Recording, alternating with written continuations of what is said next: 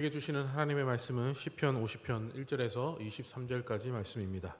구약성경 837면에 있습니다.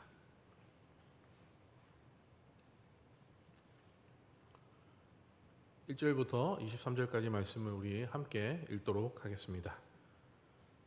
1절입니다. 전능하신 이 여호와 하나님께서 말씀하사 해 돋는 데서부터 지는 데까지 세상을 부르셨도다. 온전히 아름다운 시온에서 하나님의 빛을 비추셨도다. 우리 하나님이 오사 잠잠하지 아니하시니 그 앞에는 삼키는 불이 있고 그 사방에는 광풍이 불리로다. 하나님이 자기 백성을 판결하시려고 위 하늘과 아래 땅에 선포하여 이르시되 나의 성도들을 내 앞에 모으라. 그들은 제사로 나와 언약한 이들이니라 하시도다. 하늘이 그의 공의를 선포하리니 하나님의 그의 심판장이시미로다. 내 백성들아 들을지어다. 내가 말하리라. 이스라엘아 내가 내게 증언하리라. 나는 하나님 곧 내 하나님이로다. 나는 내 재물 때문에 너를 책망하지 아니하리니 내 번제가 항상 내 앞에 있음이로다. 내가 내 집에서 수소나 내 우리에서 순념소를 가져가지 아니하리니 이는 살림의 짐승들과 무산의 가축이 다 내 것이며 산의 모든 새들도 내가 아는 것이며 들의 짐승도 내 것이미로다. 내가 가령 주려도 내게 이르지 아니할 것은 세계와 거기에 충만한 것이 내 것이미로다. 내가 수소의 고기를 먹으며 염소의 피를 마시겠느냐. 감사로 하나님께 제사를 드리며 지존하신 이에게 내 소원을 갚으며 환난 날에 나를 부르라. 내가 너를 건지리니 내가 나를 영화롭게 하리로다. 악인에는 하나님이 이르시되 내가 어찌하여 내 율례를 전하며 내 언약을 내 입에 두느냐. 내가 교훈을 미워하고 내 말을 내 뒤로 던지며 도둑을 본즉 그와 연합하고 가늠하는 자들과 동료가 되며 내 입을 악에 내어주고 내 혀로 거짓을 꾸미며 앉아서 내 형제를 공방하며 내 어머니의 아들을 비방하는도다. 내가 이 일을 행하여도 내가 잠잠하였더니 네가 나를 너와 같은 줄로 생각하였도다. 그러나 내가 너를 책망하여 내 죄를 내 눈앞에 낱낱이 드러내리라 하시는도다. 하나님을 잃어버린 너희여 이제 이를 생각하라. 그렇지 아니하면 내가 너를 찢으리니 건질 자가 없으리라. 감사로 제사를 드리는 자가 나를 영화롭게 하나니 그의 행위를 옳게 하는 자에게 내가 하나님의 구원을 보이리라. 아멘. 이 시편 기자 아삽은 시편 50편을 기록하면서 이 5절에 하나님의 백성들이 누구냐 하는 정체성에 대해서 이야기하고 있습니다. 5절을 보시면요, 이르시되 나의 성도들을 내 앞에 모으라. 그들은 제사로 나와 언약한 사람들이다 라고 말씀하고 있습니다. 이스라엘 백성들이 하나님의 백성이 되었다는 것을 불러주신 하나님께 제사하는 자들이 되었다라는 것입니다. 지금 예배하는 자가 누구입니까? 로마서 1장 7절을 보시면요, 예배하는 자가 누군지 나와 있습니다. 제가 로마서 1장 7절을 읽어드리겠습니다. 로마에서 하나님의 사랑하심을 받고 성도로 부르심을 받은 모든 자에게 하나님 우리 아버지와 주 예수 그리스도로부터 은혜와 평강이 있기를 원하노라 라고 이야기하고 있습니다. 이렇게 예배하는 자는 바로 하나님이 사랑하셔서 불러주신 성도들입니다. 그리고 베드로전서 2장 10절에 또 이렇게 이야기하고 있습니다. 너희가 전에는 백성이 아니더니 이제는 하나님의 백성이요 전에는 긍휼을 얻지 못하였더니 이제는 긍휼을 얻은 자니라. 그렇다면 우리도 다르지 않습니다. 우리가 성도요 또 하나님의 백성이 되었다는 것이 무엇입니까? 우리가 오늘 하나님을 예배하는 예배자라는 것입니다. 그래서 오늘도 우리가 하나님을 예배하고 있는 것입니다. 8절을 보시면요, 나는 내 재물 때문에 너를 책망하지는 아니하리니 내 번제가 항상 내 앞에 있음이로다 라고 이야기하면서 이스라엘 백성들이 드려지는 재물에 대해서 하나님의 말씀을 전하고 있습니다. 너희 백성들이 드리는 번제물에 대해 하자가 없다고 하시고 또 그들이 드리는 번제사가 항상 내 앞에 있다는 하나님의 말씀을 전하고 있는 것입니다. 그런데 뭔가 이 안고가 없는 찐빵처럼 진짜로 중요한 것이 빠져 있다는 말씀을 하십니다. 찬양 중에 이런 찬양이 있습니다. 제가 잘 부르지는 못하지만요, 제가 짧게 한번 불러보겠습니다. 이곳에 오셔서 이곳에 앉으소서 이곳에서 드리는 예배를 받으소서 주님의 이름이 주님의 이름만이 오직 주의 이름만 이곳에 있습니다.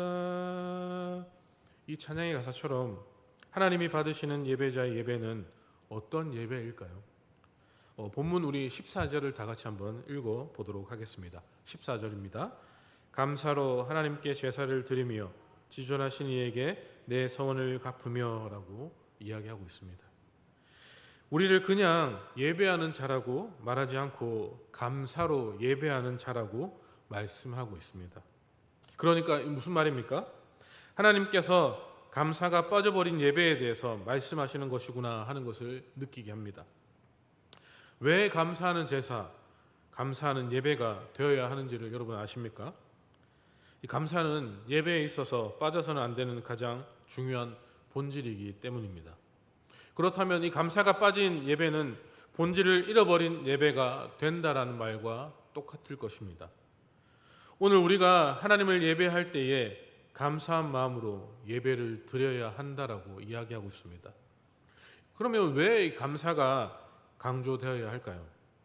예배자가 하나님을 예배하는 근본적인 이유가 구원받은 하나님의 은혜를 알기 때문에 우리는 예배하는 것입니다. 하나님의 은혜가 너무나도 크고 감사하여서 그래서 그 마음으로 하나님을 예배하는 것입니다. 그런데 놀라운 사실은 감사가 빠진 예배가 마지막 때에 오늘을 살아가는 우리 예배자들의 모습이다라고 이야기하고 있습니다. 디모데후서 3장 1절에서 5절까지 말씀을 제가 한번 읽어드리겠습니다. 너는 이것을 알라. 말세에 고통하는 때가 이르러 사람들이 자기를 사랑하며 돈을 사랑하며 자랑하며 교만하며 비방하여 부모를 거역하며 감사하지 아니하며 거룩하지 아니하며 무정하며 원통함을 풀지 아니하며 모함하며 절제하지 못하며 사나우며 선한 것을 좋아하지 아니하며 배신하며 조급하며 자만하며 쾌락을 사랑하기를 하나님 사랑하는 것보다 더하며 경건의 모양은 있으나 경건의 능력은 부인하니 이 같은 자들에게서 네가 돌아서라라고 이야기하고 있습니다. 성도들과 하나님의 백성들이 예전이나 마지막 때인 지금이나 변함없이 하나님을 예배하고 있습니다.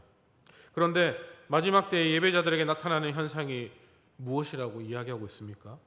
그들은 유난히 자기를 사랑하고 돈 사랑이 하나님 사랑보다 더하다는 것과 절제가 안 되고 사납고 또 그리고 쾌락을 하나님보다 더 사랑하며 겉은 분명히 경건한 성도인데 속은 전혀 그렇지 않는 모습을 이야기하고 있습니다.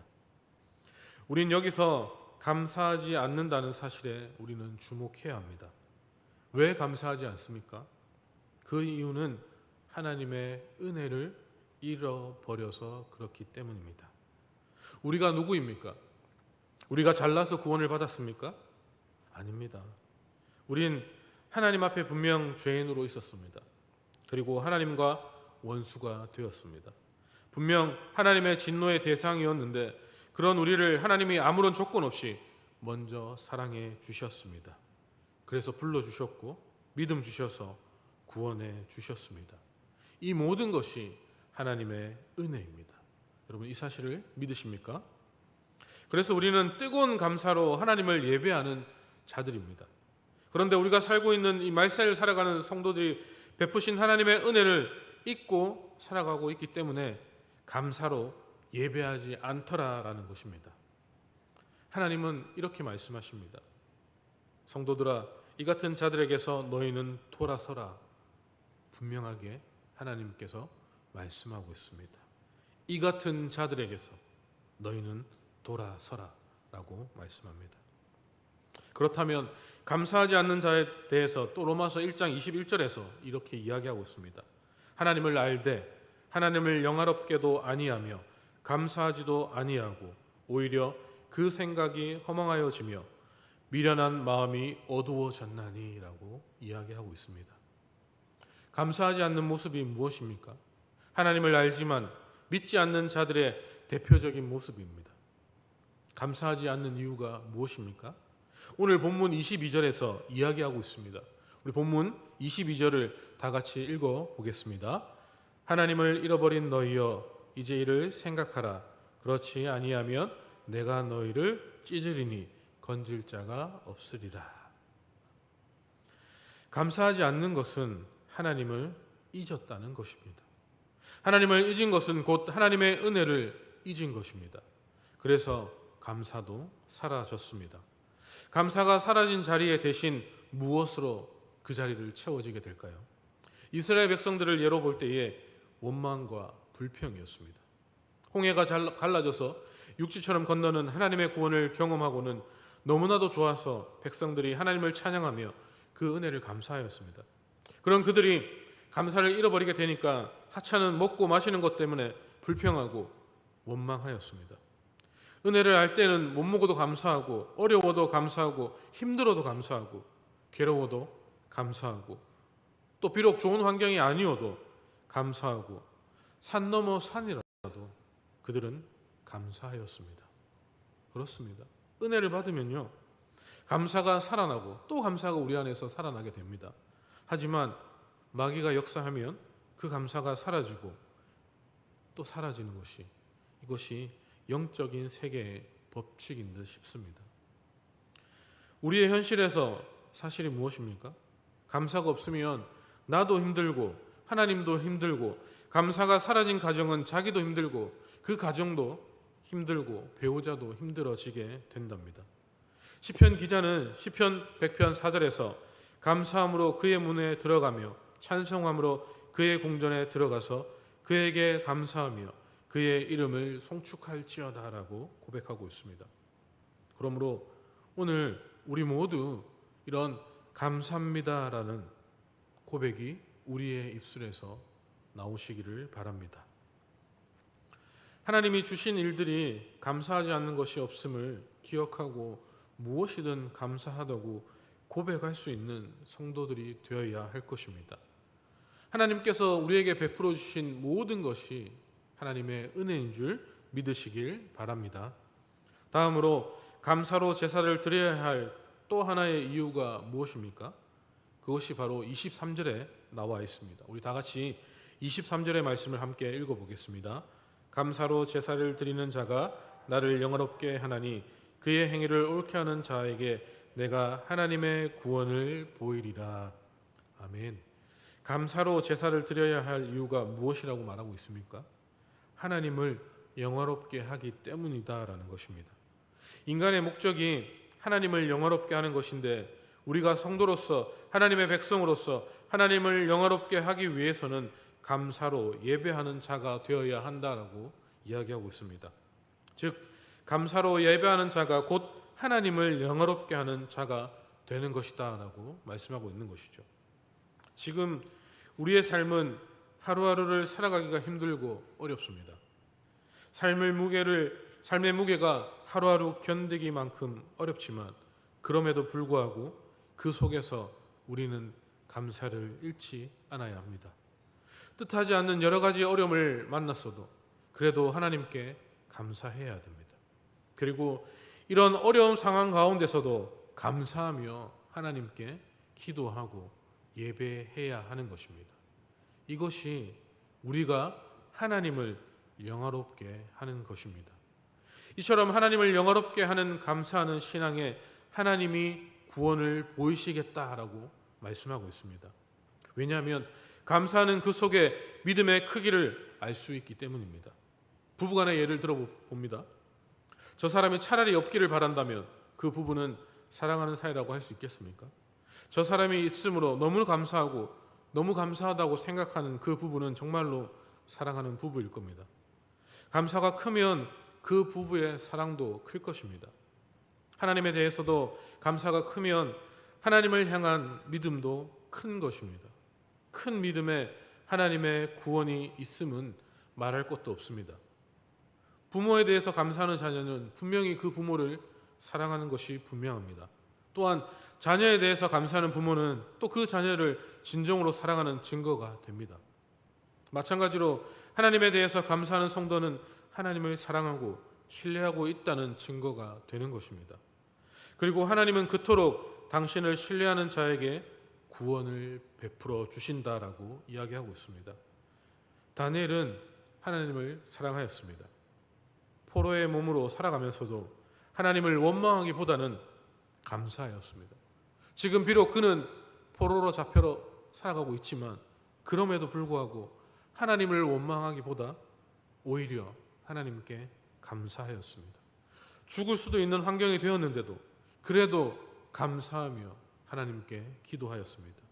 다니엘 6장 10절에서 보면요, 다니엘이 이 조서에 왕의 도장이 찍힌 것을 알고도 자기 집에 돌아가서 윗방에 올라가 예루살렘으로 향한 창문을 열고 전에 하던 대로 하루 3번씩 무릎을 꿇고 기도하며 그의 하나님께 감사하였더라라고 이야기하고 있습니다.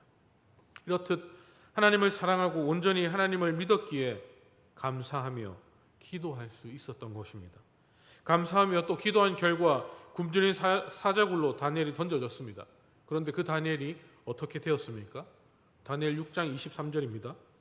왕이 심히 기뻐서 명하여 다니엘을 굴에서 올리라 하매 그들이 다니엘을 굴에서 올린즉 그의 몸이 조금도 상하지 아니하였으니 이는 그가 자기의 하나님을 믿음이었더라라고 이야기하고 있습니다. 감사하는 성도가 믿음이 있고 믿음이 있는 성도이고 하나님을 사랑하는 성도입니다. 이러한 다니엘 같은 성도가 하나님을 영화롭게 하였던 것입니다. 오늘 시편 우리가 읽은 본문 15절과 14절과 15절에서도 이야기하고 있죠. 우리 14절과 15절의 말씀을 다 함께 읽어보겠습니다. 감사로 하나님께 제사를 드리며 지존하신 이에게 내 선을 갚으며 환난 날에 나를 부르라. 내가 너를 건지리니 내가 나를 영화롭게 하리로다. 아멘. 그렇습니다. 감사가 있는 제사를 드리는 자는 하나님을 영화롭게 하고 또 그가 환난 날에 하나님을 향하여 기도할 때에 하나님의 구원이 나타나 살아 역사하시고 기적을 베푸시고 구원하시는 하나님이 영화롭게 한다라고 이야기하고 있는 것이죠. 이 유명한 설교가인 스펄전 목사는 감사는 불행을 멈추게 하고 감사는 축복을 계속하게 한다라고 이야기했습니다. 감사할 수 없는 환경입니까? 그러나 감사를 시작해 보시길 바랍니다. 그러면 불행이 멈추고 행복으로 바꿔질 줄로 믿습니다. 범사에 감사라고 이야기합니다. 그럼 그렇다면 이 범사에 감사라는 말이 무엇입니까? 하나님을 사랑하는 자요 하나님의 구원을 믿는다라는 것입니다. 로마서 8장 28절을 보면요, 우리가 알거니와 하나님을 사랑하는 자 곧 그의 뜻대로 부르심을 입은 자들에게는 모든 것이 협력하여 선을 이루느니라 라고 이야기하고 있습니다. 이처럼 우리는 감사하지 않을 수가 없습니다. 우리의 삶이 믿고 감사하는 삶이 되어야 될 줄 믿습니다. 협력해서 선을 이루어 가실 줄 믿습니다. 우리의 삶이 힘들고 어렵지만 우리의 눈앞에 펼쳐진 이 삶의 하루하루가 너무나도 견디기 힘들고 어렵지만 그럼에도 불구하고 그런 상황 속에서도 하나님을 감사할 수 있어야 한다는 것입니다. 그것이 성도로서 우리가 살아가야 하는, 살아내야 할 우리의 삶의 방향이 되는 것입니다. 여러분 힘들고 어렵습니까? 힘들고 어려울 때마다 하나님을 원망하는 것이 아니라 그럴 때마다 입술로서 하나님께 감사해 보십시오. 그러면 그 상황이 바뀌어질 것입니다. 아니 그 상황을 하나님께서 바꾸어 주실 줄 믿으시길 바랍니다. 아멘. 마지막으로 우리 23절의 말씀을 다 함께 읽고 말씀을 마무리하겠습니다. 우리 23절의 말씀을 다 함께 읽어보겠습니다. 감사로 제사를 드리는 자가 나를 영화롭게 하나니 그의 행위를 옳게 하는 자에게 내가 하나님의 구원을 보이리라. 아멘. 감사로 제사를 드리는 자가 누구입니까? 그 행위를 옳게 하는 자입니다. 하나님이 옳게 보시는 자가 누구입니까? 바로 감사로 제사를 드리는 자입니다. 우리 모두 감사로 하루를 열고 감사로 살아가고 감사로 하루를 마감하시는 분들이 되셔서 하나님의 구원을 경험하는, 하나님을 영화롭게 하시는 운화교회 성도님들이 다 되시기를 바랍니다. 아멘. 기도하겠습니다.